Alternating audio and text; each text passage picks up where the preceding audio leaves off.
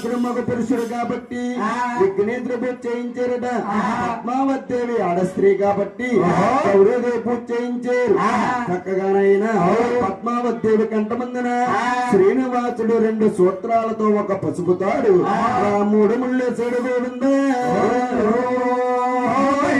శ్రీనివాసుడు పద్మావతి దేవుని కళ్యాణం చేసుకున్నాడు గాని అవతారం మారిపోవాలంటే మహానుభావుడు అవతారం మారిపోతాడని చెప్పి ముందు కట్టుకున్న లక్ష్మీదేవికి తెలియదు. ఇప్పుడు కళ్యాణం చేసుకున్న పద్మావతి దేవికి తెలియదు. ఎవరికి కూడా తెలియదట శ్రీనివాసుడు ఎలా మారాలనుకుంటున్నాడు. బ్రహ్మ కుమారుడు నారదముని వారికి ఆందోళనమైంది.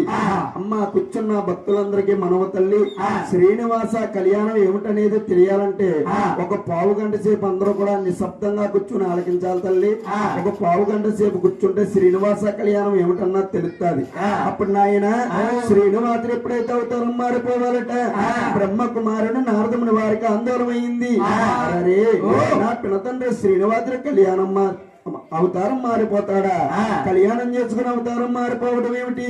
ఈ మాట పినతల్లి లక్ష్మీదేవికి చెప్పాలని గొల్లాపురిపట్నం వెళ్ళాడట. మహా తల్లి కోటు 9 పూర్తి చేసుకుంటుంది. అప్పుడు ఏమంటున్నాడా? అమ్మాయమ్మాలో మాయమ్మ